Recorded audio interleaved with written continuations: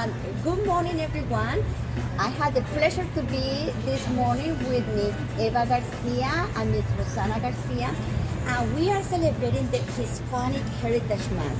Well, they are legends in the industry, and I just want to know, tell us how you got here. Eva, you have such a story. So I know you've been a realtor for how many years? 55 years. 55 years. And how was, like At at the beginning, like trying to get into the business and trying to get into leadership? How did you do that? Well, at the beginning, I had Rosanna was just a baby, and I went and took the test. I passed it, and my husband already had a license, and he said, well, it would be good that you have a license because you need a license to answer, telephone calls and give information about real estate. So I went and got my license, but because I had the baby, I could not go and work like everybody else. So I tried to put my license with different brokers that told me, this is not a business for women. If you go home and you raise your child, and good luck, you won't make it in real estate then. So I said, well, okay, So I found a small company. First, the woman that trained me to take the test was Mrs. Carla Cochino, and I put my license with her, and so did my husband, and we did really well, But all the people that said that I could not work in real estate, but because I was a woman, I just have one regret about them. They cannot see my success because most of them are dead. So that's my satisfaction. So then I heard about Women's Council in 1968, and I went to the first meeting. And at that time, we had a president that was very progressive, Addie Mills, and they needed a person to do membership. My first meeting, and they said, Eva Garcia will head membership. What? So I said, okay. So we went from having like 20 to 30 members. I brought it up to 80 members the first year. And they were so impressed, that they said, you have to run for office. Then I began involved in the state.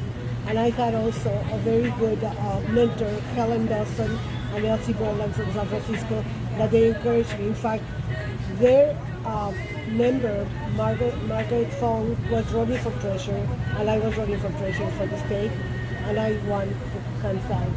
And the other woman was from San Francisco, that was from Lakewood, and I was very happy that they elected me. And from there I went on through the steps and then became president in 1981. You were the first Latina president of the Women's Council of Realtors For California. for Yes. California. Yes. And the first and only in the nation, I think, too. I mean, I don't know.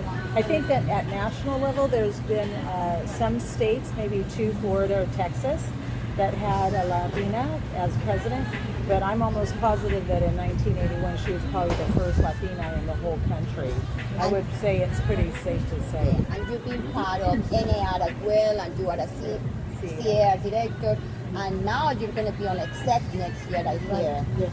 And Rosanna, would you tell your story? Because I know this is like the numbers and the years, it's really cool. So 40 years later, I am the president of California and only the second Latina to serve in this capacity.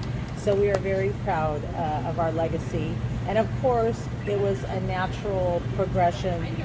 When you're young, you say, oh, I'm never going to do what my parents do. I'm not going to go into real estate. I'm not doing it. And then I was in the restaurant business for 10 years when I first got married and had 3 locations and 25 employees.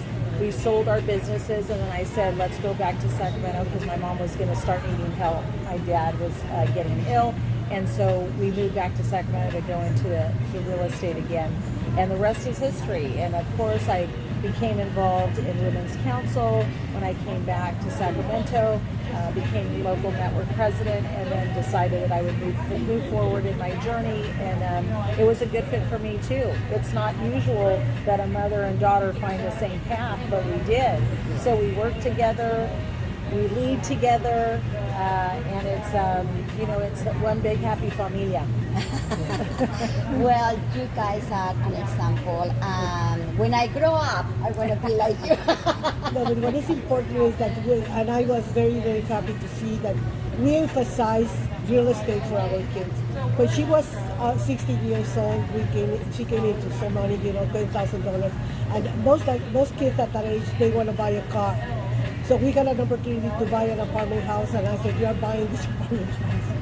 But what about the cars? We'll give you one of the cars and you can go back and forth with it. But she was already in college in San Francisco, so we bought this apartment house that we still own it, and it has been very productive, and it's a sixplex.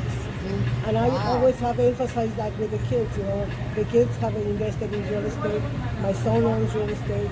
Of course, we own a lot of real estate. And I always wanted to say, well, what about the stocks? And I took some money and put it in the stocks, and I lost everything with the stock market. So then my husband says, stay with what you know. Real estate, real estate, real estate. Punto y aparte. Punto y aparte. Well, and now again, going back to the, I know you do a lot of things for the community, and I'm thinking, you're just giving back because all these positions that we are on, everything is volunteer work. Right. And you're helping me, you're giving me so much example. I just followed you, and I'm gonna follow your footsteps. Well, I think that this is important. If we can inspire one person, that has always been my goal.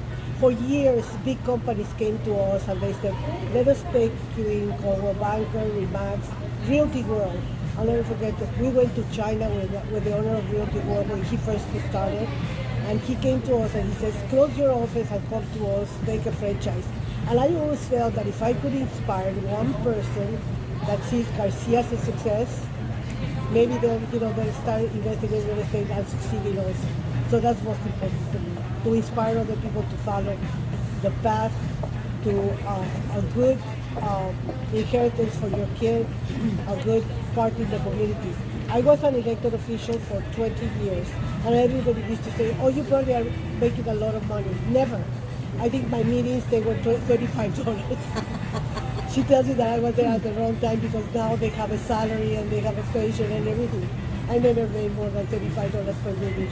And I know your son is also involved in real estate. Well, he's part of your team, but also isn't he the president of your local association? He was the first Latino to be president of the Sacramento Association of Realtors in 100 years.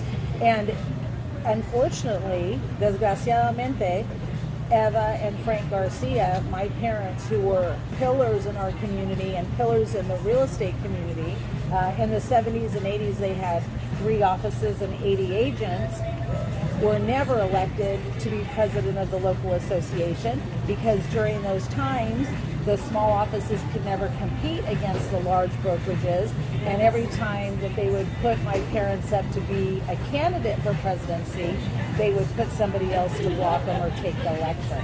So there's a lot of lessons to be learned, and so my brother and I feel that it's incumbent upon us to represent our community and our family for what they were not recognized for and step up into the opportunities presented to us. And so we're going to take them. And that's why he ran for president of our local association, because I can't believe we never had a Latino. I know, it's crazy. And then I tell my husband I'm going to run, eventually when I decide to run for the line also. And you will be the first Latina? And I'll be the first Latina to ever serve in that capacity. Like you're the first Latina, I'm the first Latina at the Inland Gateway Association of Realtors. Yeah, we're very proud of you.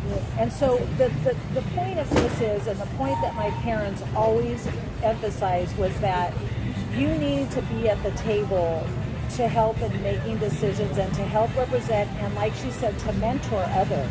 This is what we're here for. We're here to mentor and give a hand out and give a hand up and pull people forward. Because if people don't see other people that look like them, they don't feel like they have the opportunity. And somebody has to change the scenery, and somebody has to change it. And so we have been fortunate enough to be able to do this. by the success of my parents' company and for us coming into the business and for everything they taught us.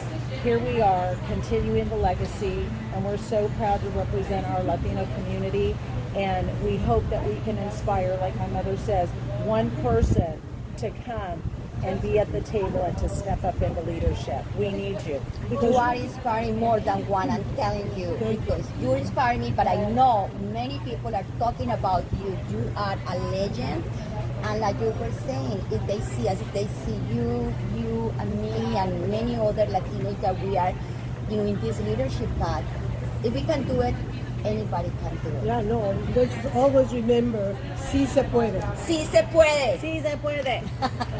Chao. Hasta luego. Adiós.